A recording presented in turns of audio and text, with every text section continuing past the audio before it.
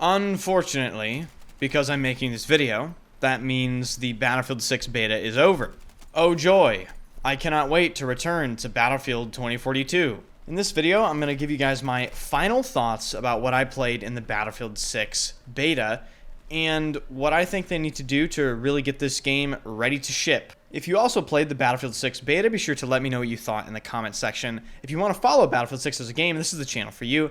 Hit the subscribe button, hit that like button, and of course, swing by stream. Thank you guys for the unbelievable support you've shown me during the Battlefield 6 beta, both on Twitch and YouTube. Really can't thank you guys enough. Completely blew away any expectations I may have had. And I can confidently say that I am definitely excited for the first time about a Battlefield game releasing.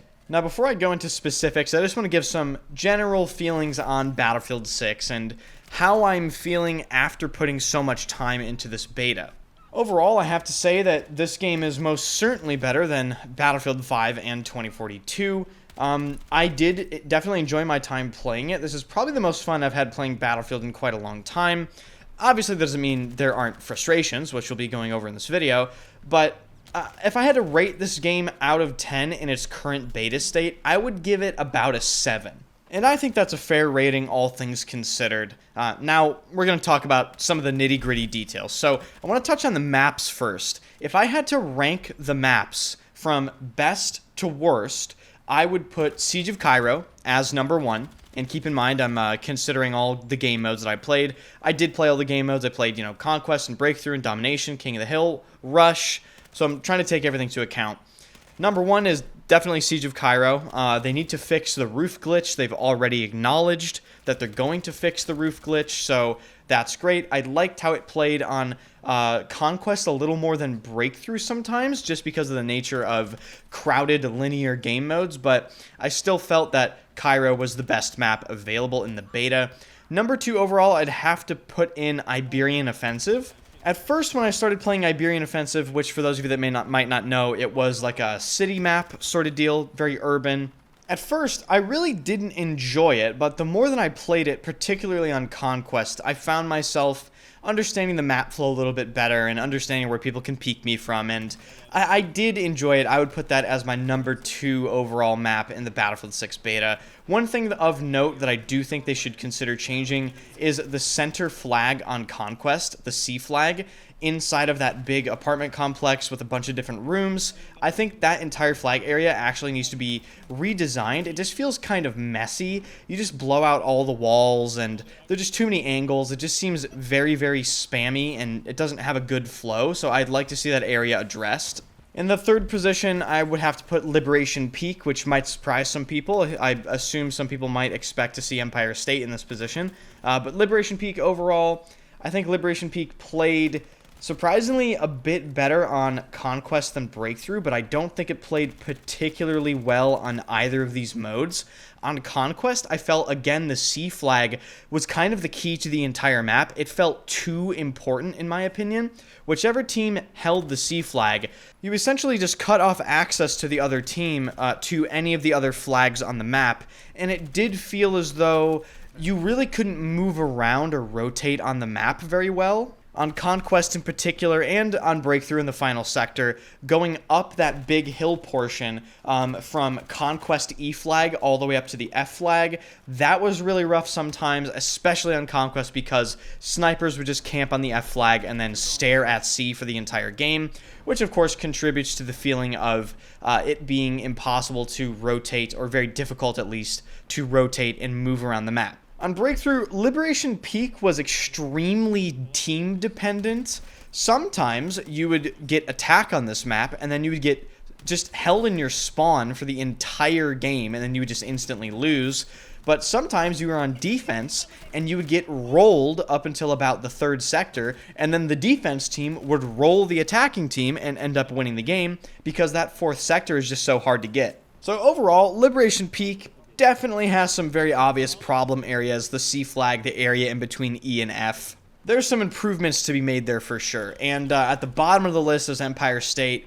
man, this was a disappointment for me. I really wanted Empire State to be a good map. I don't think it's the worst map I've ever played, but it gives me a feeling of playing a Battlefield 2042 map because of just the sheer amount of random angles. It just feels like you're never in a position that feels solid, right?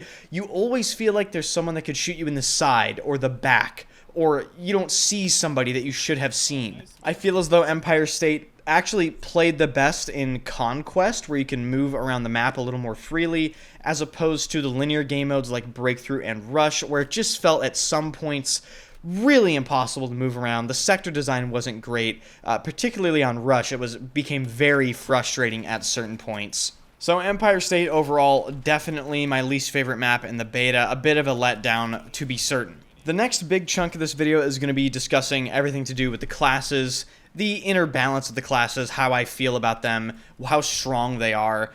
The first one I'll talk about is the Assault class. So this class is kind of in a very weird spot.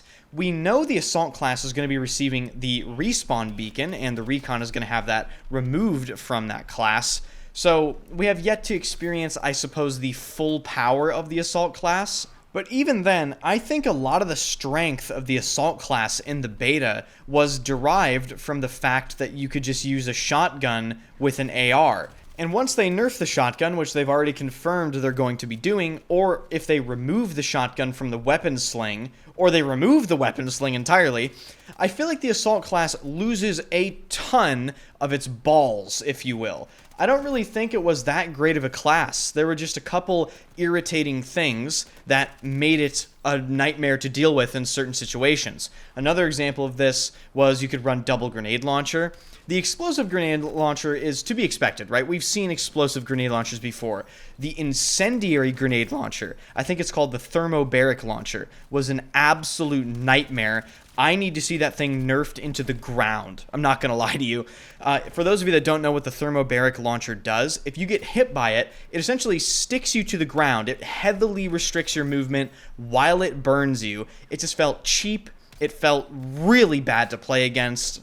And again, I really feel as though most of the Assault class's usefulness was derived from these cheesy, overpowered gadgets and weapons like the thermobaric launcher and the shotgun. During my gameplay with Assault, I have to be honest, I did not feel like the adrenaline injector made much of an impact in my gameplay at all. The most useful element that I was using the adrenaline injector for was just for the bonus movement speed. Sometimes I would pop one just to get from point A to point B. The explosive resistance and the incendiary damage resistance, that was nice, but again, I really didn't feel like it saved me from anything. So overall, using the Assault class's signature gadget, I felt as though it was completely inconsequential. I really didn't feel an impact. The thing that I did feel an impact from while playing Assault was the Stimulant Mark II. If you don't know what I'm talking about, it was the other syringe you could use. I think you had to hit the 6 button, the 6 key, to actually use it. What this did is at very, very close range, it gave you very mediocre wall hacks. Not defending wall hacks here, putting wall hacks in the game, I do think is cheesy, but I'm just saying I felt more of an impact using that than the adrenaline injector, and I think it also had something to do with increasing enemy footstep volume and directionality. So overall, that was certainly more useful in my gameplay. I do think it was a mistake removing the already extremely mediocre heal from the adrenaline injector, but this conversation kind of ties over into my experience playing the support class. I'm just going to say it up front, the support class is overpowered in Battlefield 6. I absolutely played the support class the most out of any class in my playtime. The reason for this is extremely obvious. You have unlimited health and unlimited ammo. What more do you really need? I mean, it really is that simple. Now, the reason the support class ties into the Assault class has to do with the opinion I'm about to tell you, and I think it was actually a really bad idea combining the traditional support class, having access to ammo and resupplies, with the traditional medic class, having access to revives and the ability to heal teammates, into one class. In my opinion, what they should do is they should make the Assault class in Battlefield 6 the assault class that we saw in Battlefield 3 and 4, and they should split the support class off into its own separate thing, like we saw again in Battlefield 3 and 4. The assault class being the medic class, having access to revives and healing, and the support class being the traditional support class, having access to things such as mortars and resupplies.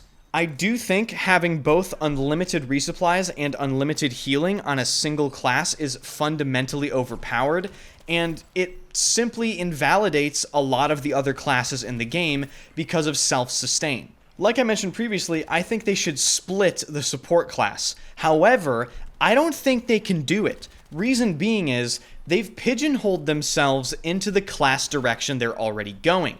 They would have to move around so much from the existing classes if they wanted to split support into two separate things that I just genuinely don't ever see it happening. They would have to rework the entire assault class and rethink signature weapons and signature gadgets and what gadgets are available. Same thing with the support class, and yeah, they're pigeonholed into this direction. We'll see how they balance it. Moving on to the engineer class, it's the engineer class. Felt like the engineer class, you know. I really don't think there's much to report here. I do think the repair rate might be ever so slightly too high, maybe about 10%, especially considering what the engineer class's signature ability or signature trait is with the sort of repair overdrive. If you had 2 to 3 people repairing a tank and they are good at repairing and they time that ability correctly, good luck ever killing that tank. So I think the repair rate has to be looked at. Other than that, I felt Engineer was actually in a fairly good place. It felt effective for its purpose. And finally, touching on the Recon class, and then I'll go into open weapons versus closed weapons. The Recon class felt like the Recon class. I think auto spotting was certainly very, very strong. I actually tried playing the Recon class with assault rifles, and you'd be surprised at how effective that really was. I was seeing a bunch of people everywhere. I think the UAV ability on the Recon class is severely underrated and underutilized. That is extremely strong if you're in a good position, and it's extremely strong if you're moving around, because let's say you're behind enemy lines, you got people pushing you from all directions, you get that UAV ability, you essentially have constant enemy position information in that certain situation. So I felt the Recon class, spotting-wise, was a little bit crazy. I also felt like the fatal sniper headshot ability the Recon class gave bolt actions was a little bit unreadable. Reason being is you could never know if a sniper has that ability. And if you don't know what the fatal sniper headshot is, if a sniper headshots you with a bolt action while playing Recon, you can no longer be revived. And I felt it frustrating sometimes because in certain situations, I actually had to take a fight with a Recon player that had a bolt action, and I was near my squad mates. He headshot me. Some situations, he didn't have fatal sniper headshot. Other situations he did, and it wasn't telegraphed to me, right? I couldn't make a decision on whether or not I wanted to take that fight based on if they had that perk or not, simply because I couldn't tell, right? So I feel like that perk is a little frustrating simply because it's a little unreadable the way it's set up. But overall, I feel like the Recon class is in a good spot. I think there's a couple things they need to tone down, but it was good. Now, on the topic of open weapons versus closed weapons, I played both playlists. I played just the normal game, which had open weapons, and I played the closed weapon playlist as well, pretty extensively. And I have to say, I don't really think it fucking mattered that much. This might be a controversial opinion, and I know I might get ripped apart in the comments for this, but in my gameplay, I really didn't notice or feel that much of a difference. I would go from playing the support class and using an AR to playing closed weapons and playing the support class with, say, an M417 or an M4A1, which is a carbine and a universal weapon type. Even when I was using a bolt action sniping, playing open weapons, I found myself exclusively using the Recon class to snipe on with a bolt action because of the Recon class's benefits. I also have to say, between the two systems, opened and closed, I didn't notice a difference in class readability. I think just the way I play the game is there's an enemy over there, they probably have a fucking gun, and I should probably kill them, right? Like, I don't really go through this massive, I think, mostly imaginary thought process that a lot of people claim they go through, where, like, for instance, they see a medic, so that means they can't have certain weapons, so they must have this weapon type. And now, because I have that information, I have to take this fight a certain way. Between the two systems, I approached the gameplay the exact same way, and I have to say I did not notice a significant difference between the two systems in terms of gameplay readability. Now, to round off the conversation about the classes in the open weapon system, because I didn't notice much of a difference at all between the open weapon and closed weapon system, go ahead and close the weapons. Just satisfy your player base at this point.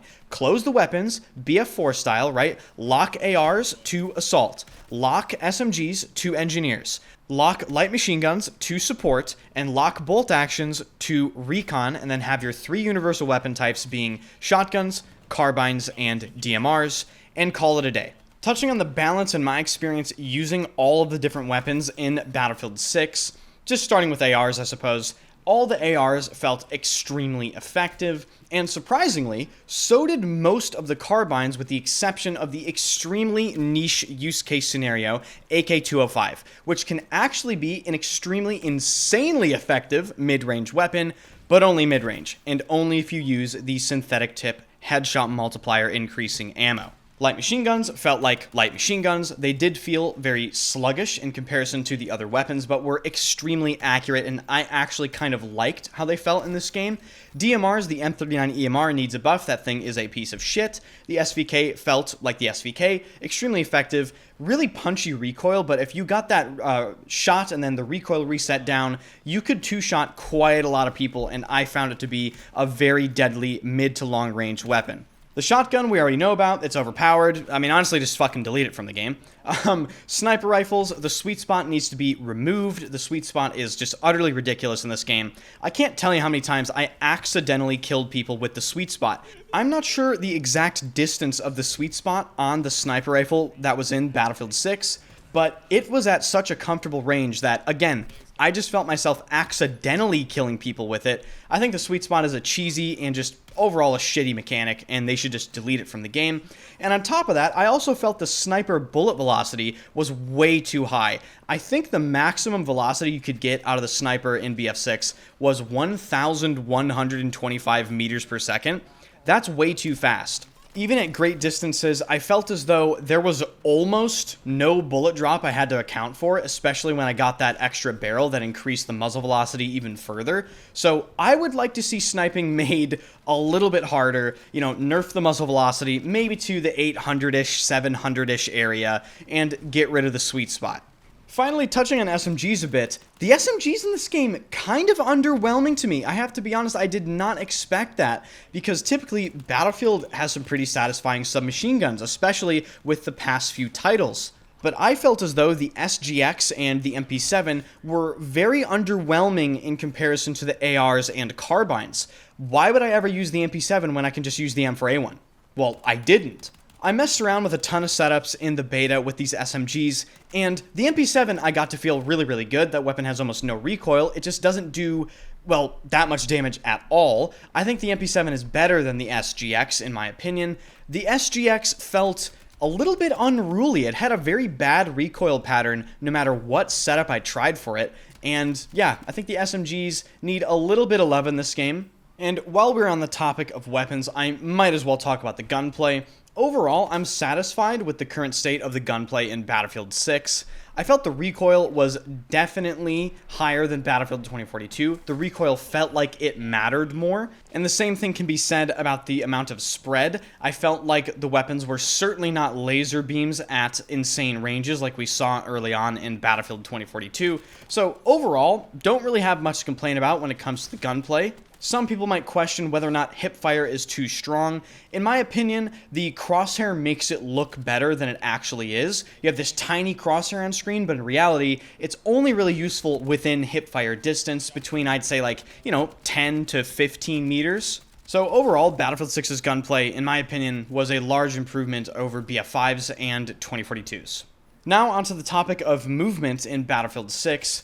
I had a ton of time to mess around with everything you could do in this game movement-wise, and I had a lot of time playing against other people using the movement against me. And overall, I'm actually very satisfied with the movement. However, I have one complaint, and it has to do with the completely insane and unnecessary amount of ADS sway that you get after landing a jump. The jumping in Battlefield 6 is really nothing to write home about. It isn't fast, you don't cover a large distance, and for the most part, it's actually really easy to hit.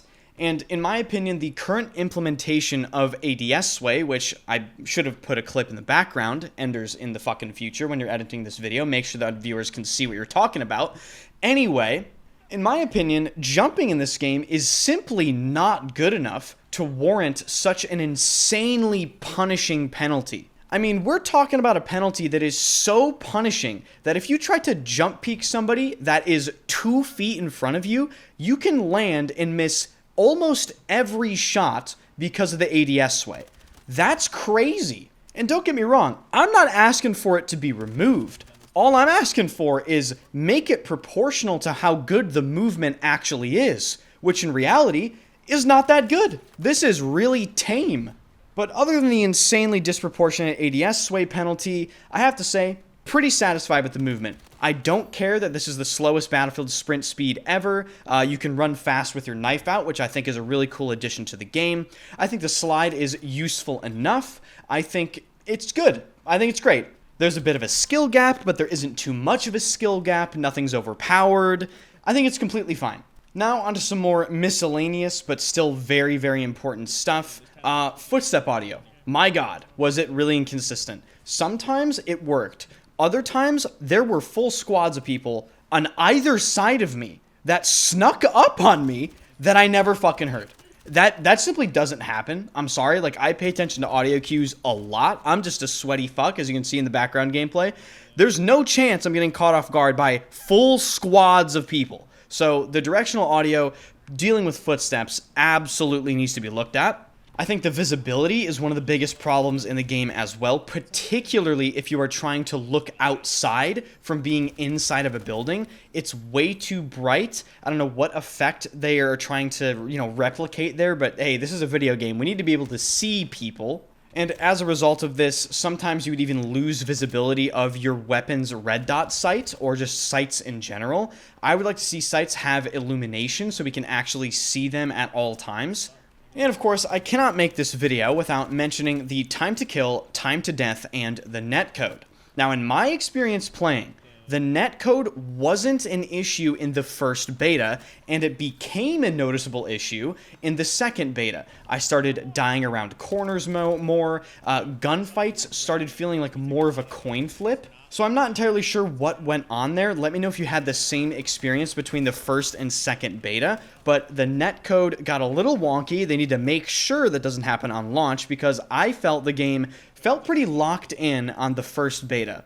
Then the time to kill and the time to death, they just need to address some weapon balance here. I don't think there should be 3 bullet to kill ARs in the game like the NVO or the M417, which is a carbine. So it's just damage model tweaking, time to kill tweaking, make it ever so slightly slower, basically turn it down about 1 notch, and then make sure the time to death is fixed so people don't feel like they're dying in 1 bullet when they actually got hit 4 or 5 times. And I think that about covers everything that I wanted to say in this video. I'll end this video off by saying I think we're pretty much as back as we're going to get. If I had to give the beta a rating out of 10 overall, I would say I'd give it a 7 out of 10, which is a much higher rating than I was anticipating. I was anticipating something catastrophic, I'm not going to lie to you. After 2042, after BF5, I think it's safe to say I just had absolutely no faith in their ability to produce a decent video game, and they managed to produce a decent video game. So I'm very happy to report that. I would love to see them iron out some of the very easy problems before the game launches, and of course some of the more difficult to tackle problems like the TTK, and I think we have a solid Battlefield game on our hands. I know some people are worried that this is like COD or something. I really find the people calling BF6 Call of Duty, I find their claims to be baseless because, let's be honest, people have been calling Battlefield Call of Duty for the better part of 15 years at this point. Just go enlist, man. No, really, just go play a different game. This game's clearly not for you anymore. This is the most Battlefield-feeling Battlefield game we have received in quite a long time, and I don't think you could even debate that. I think a lot of the conversation calling this game Call of Duty is just straight up cope. And I think the same can be said for people worried that every single map in this game is suddenly going to be close quarters only. Guys, there's gonna be big maps when the game releases, okay? There has never been a Battlefield game that doesn't have some sort of fuck huge map with nothing in it, alright? So don't worry, guys. They're gonna put maps in the game that are gigantic. But that about wraps this video up, ladies and gentlemen. I think this is the first time ever on this channel that I can say that I am actually really excited and interested in the release of a brand new Battlefield game. Be sure to let me know your thoughts in the comment section down below, and if you did enjoy the content, hit that sub button, hit the like button as well, and of course, swing by a stream. I stream every single day at twitch.tv/enders and this very YouTube channel. Unfortunately, I think I have to go back to Battlefield 2042. Yeah, don't miss that stream because I'm sure it'll last about 15 minutes. Thank you for watching, and I will see you guys in the next video.